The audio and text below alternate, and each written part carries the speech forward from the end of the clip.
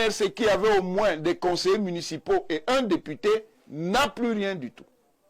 Deuxième chose, il fait des rodomontades accompagné de ses lieutenants sur la nullité du mandat impératif. Comment le MRC a des élus et on découvre qu'on peut avoir des élus sans s'être présenté aux élections. Dans une logique qui est une logique de pure tricherie substantielle. Parce que la démocratie représentative, son épreuve fondamentale, c'est l'élection. On ne peut pas être dans un système de démocratie représentative, on ne va pas à l'élection et on veut se prévaloir d'élus qu'on n'a pas pu avoir. Il rentre dans la logique de la bayam-salamisation des mandats, mais qui n'a même pas pu respecter jusqu'au bout. Au final, il abandonne le MRC et il rejoint un autre groupe politique. Donc, il tue le MRC. Maurice Kamto a tué le MRC et je vous avais dit que c'est la logique de l'égocentrisme. Et ça s'est exprimé dans sa conférence de presse quand il dit, avec un cynisme abouti, que les affaires du MRC ne l'intéressent plus. Après avoir conduit des gens dans une démarche politique erratique et hasardeuse, dont certains sont aujourd'hui encore victimes, il a l'indécence de dire que les affaires du MRC ne l'intéressent plus. Je finis donc avec le meilleur. Voilà donc un leader politique qui nous dit qu'il a démissionné de ses fonctions de président du MRC le 25 juin 2025. Qui nous dit qu'il est devenu membre du Manidem le 27 juin 2025. Le président du Manidem s'exprimant sur une radio le 17 juillet 2025 dit « J'espère que M. Kamto sait qu'il doit démissionner de ses fonctions de président du MRC. Comment peut-il se faire que le 17 juillet 2025, M. Anissé Ekane ne sache pas que M. Maurice Kamto fait déjà partie du Manidem, alors qu'ils nous disent que M. Kamto est devenu membre du Manidem le 27 juin. Ce n'est pas sérieux. C'est la marque d'une politique essentiellement conduite par la roublardise. Très bien. Merci. Nous allons aller au téléphone dans l'espoir que nous avons déjà le professeur Abao Yono qui est au bout du fil. Professeur Abao Yono, bonjour. Oui, bonjour, papa. Professeur Abao Yono, vous êtes juriste, enseignant d'université. Nous parlons de la candidature de Maurice Kamto avec le Manidem. Certains pensent que le professeur Kamto fait montre du génie en politique. Au moment, certains estiment que Maurice Kamto a tout simplement tué le MRC. Quelle est la lecture du professeur Abao Yono? Déjà, il faudrait faire observer que ceux qui blocadent l'image du professeur Kamto doivent en assumer la responsabilité. Je dirais tout simplement que l'histoire est nécessaire à qui veut comprendre le présent. J'espère que vous me suivez. Oui. Alors, il me souvient qu'à la suite d'une vidéo devenue virale sur les réseaux sociaux, que l'on a pu pouvoir utiliser contre le professeur Kamto, qui disait en substance que je suis pleinement conscient de ce que, sous l'empire de la loi électorale, le MRC ne peut pas procéder à une investiture directe. Les détracteurs du MRC et du professeur Kamto lui ont suggéré d'explorer d'autres voies. Le pouvoir s'en est pris à faire droit et il faudrait préciser que ce n'est pas le professeur Kamto, le MRC, l'entité que l'on proclame, qui ont plongé le Cameroun dans le désastre. C'est le RDPC. Il ne faudrait pas se tromper de combat. Alors, c'est donc sur la base de cette déclaration que sur un plateau de télévision, j'avais attiré l'attention de mon frère Ilindi Loba, ici présent, en langue douala, et en lui disant précisément que nous sommes des frères et que je souhaite qu'il m'écoute attentivement. Parce qu'il y a le grand frère de la loi qui est la Constitution.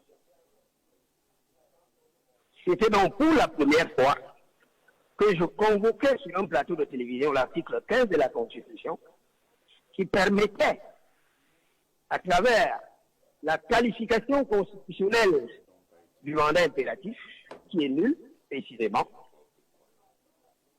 d'aboutir à la situation de l'investiture directe de la candidature du président Kamto par le MRC. Et je peux me réjouir de ce que, ayant élevé le débat à l'échelle constitutionnelle des Camerounais, et Limbi Lobé en premier lieu, c'est un peu départi de la Bible et a commencé à lire la Constitution. Nous sommes dans un pays parfait Haïti, où la Constitution est un chiffon de papier. Pendant que l'article 50 alinéa 2 de la Constitution dispose qu'une loi déclarée non conforme à la Constitution ne peut être ni promulguée, encore moins mise en application. La loi relative à l'organisation et au fonctionnement de l'Assemblée nationale, qui institue la procédure de validation des mandats, avait été invalidée par la Cour suprême, statuant en lieu et place du Conseil constitutionnel, mais le président de la République l'a promulguée. Donc, pour vous dire que c'est le président de la République qui a instillé dans l'esprit des Camerounais que la Constitution ne vaut rien. C'est la raison pour laquelle le débat a pris cette ampleur. Voilà pour l'observation et pour restituer les faits historiques sur cette question du mandat impératif.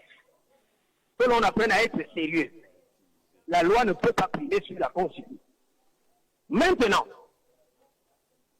que ça a été démontré, c'est le même pouvoir qui dure et perdure avec ses intellectuels organiques qui ont dit que la Constitution ne valait rien. Ce qu'il fallait faire prévaloir, c'est l'article 122 du Code électoral et que le professeur Maurice Kamto n'avait la voix de l'investiture par un autre parti parce que peut-être il n'avait pas tenu, ou alors les trois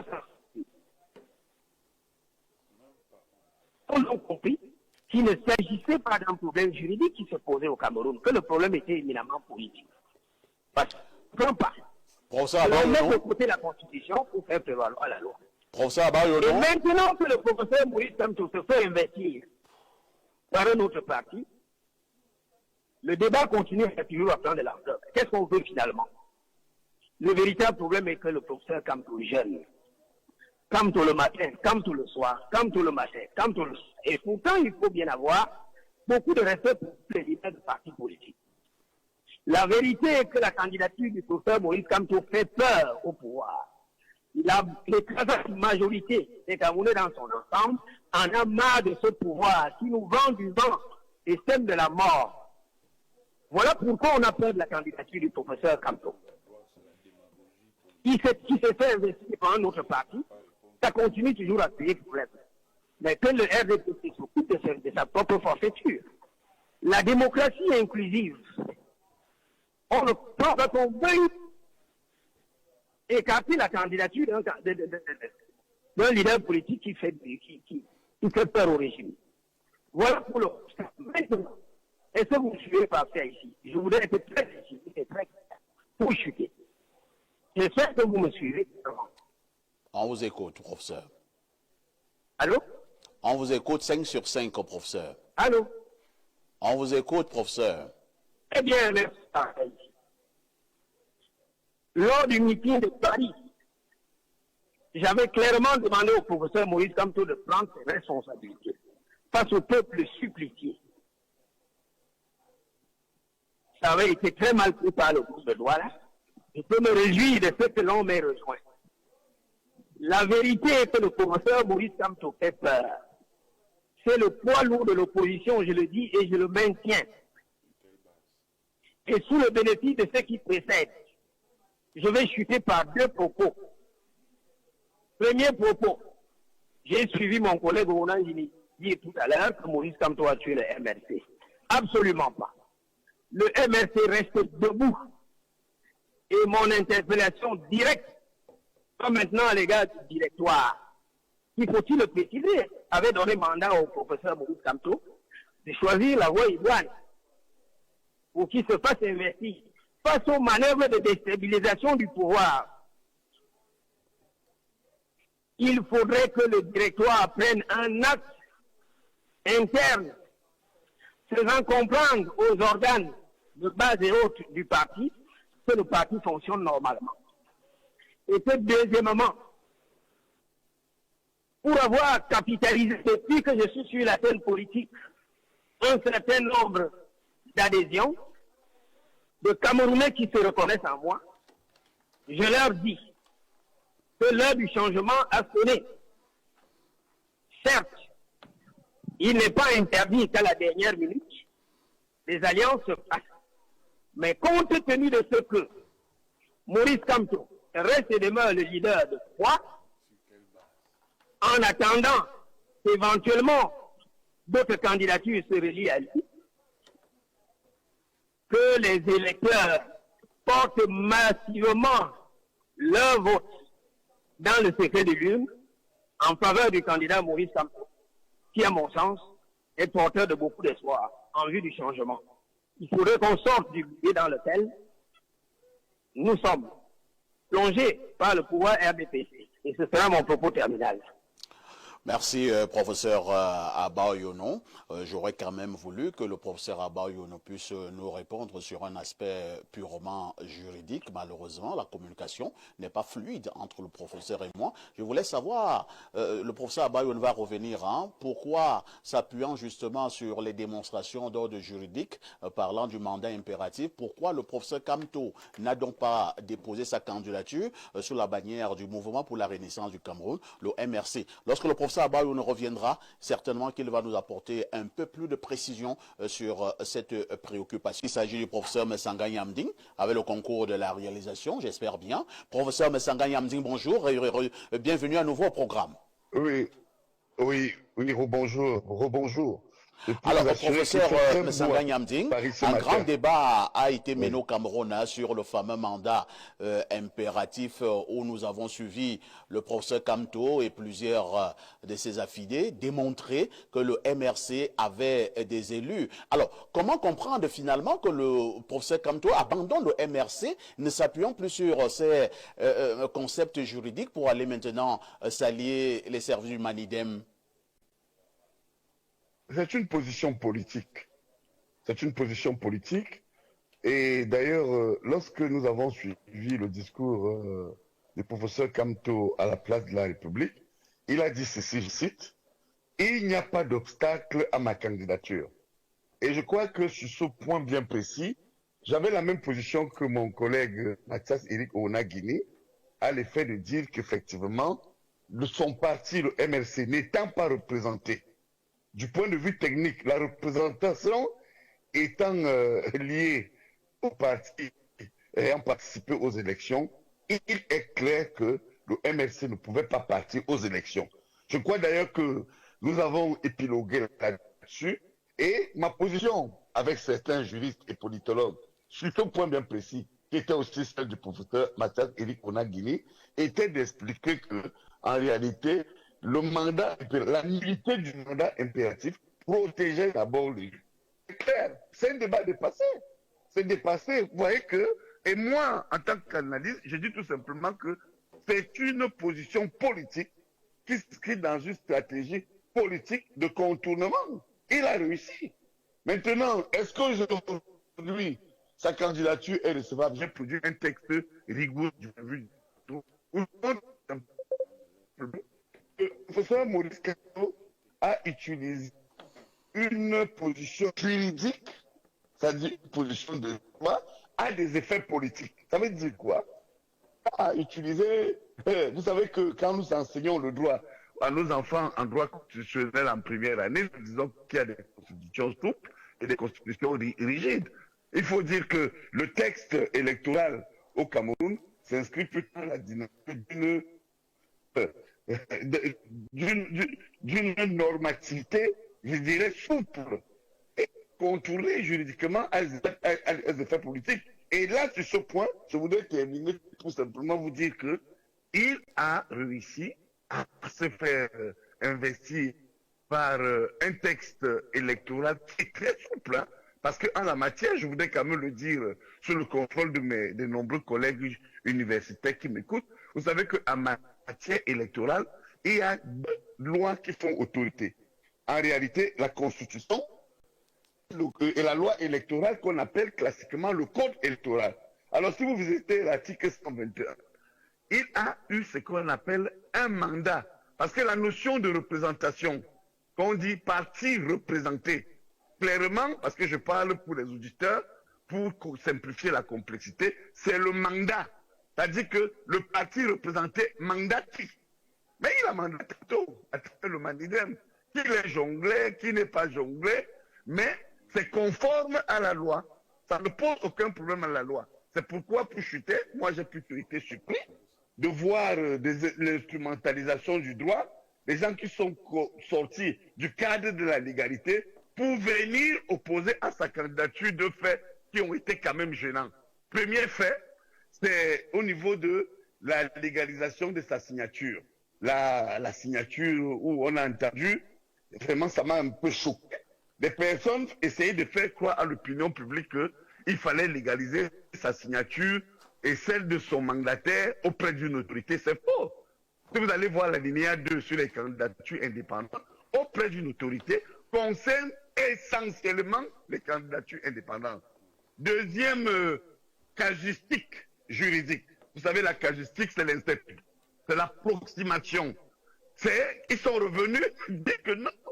Il y a la loi relative à l'organisation des partis politiques. J'ai dit, oh mon Dieu, en réalité, quand vous disiez cette loi avec eux, c'est la puissance publique qui organise, je dis bien avec autorité, le fonctionnement interne des partis. Ça n'a rien à voir. Quand vous allez donc chercher dans le code électoral, une fois que vous avez obtenu le mandat d'un parti représenté, je crois qu'en dehors des autres éléments, parce que je dis sur ce point bien précis, en dehors des autres éléments, et la caution et autres, je crois que les pièces les plus difficiles, c'est le mandat et la caution. Lorsque vous avez obtenu le mandat, je crois que sa candidature ne souffre aujourd'hui d'aucune contestation en matière de recevabilité. Professeur Messanga Yamding. Oui. Est-ce que la candidature de Maurice Kamto pour l'élection 2025 gêne le régime en place? Bon, alors moi, je crois qu'on en fait trop sur ce point-là. J'ai échangé avec beaucoup de juristes. Si vous savez, ici, je suis en mission académique, hein, entre autres.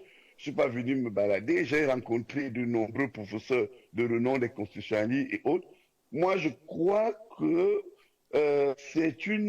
ils en font trop, de toute façon, pour moi, avec cette candidature de M. Kamto. Vous savez que lorsque vous commencez par trop persécuter ou donner l'impression que on a développé, du moins certains, et ça je l'assume, ont développé une kamtophobie. Je dis bien une kamtophobie inacceptable. Regardez lorsqu'il rentre de France. Et la mestre, je ne suis pas proche du MRC et je ne suis pas proche de M. Kamto. Mais vous savez, nous autres biaïstes, avons été toujours intègres. Ça nous dit de la subjectivité. Lorsque j'ai vu, je me souviens, le retour militarisé de Maurice Kamto à Paris, j'ai dit, oh là là, oh mon Dieu, une fois de plus, ils sont en train de faire la publicité de ce professeur. Je crois quelque part qu'on doit laisser M. Kamto se déployer, comme ils sont d'ailleurs en train de faire. Puis encore, j'ai lu et relu, c'est sur le Facebook d'un ministre que je ne voudrais pas citer par exemple, et Anis et Canet de bandits, et de quelqu'un qui s'accroche à l'argent. Donc je crois que de tels comportements, je dirais, orduriers, qui n'ont pas du tout un seul pays que Paul Biya, mon maître politique, a voulu voir debout et respectueux, on peut quand même déplorer qu'on arrive jusqu'à. L'enjeu, en tout cas aujourd'hui, c'est l'élection présidentielle.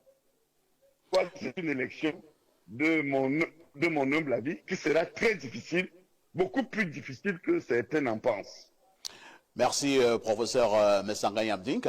J'insiste que vous êtes à partir de Paris. On pourra probablement vous reprendre avant la fin de ce programme. À tout à l'heure.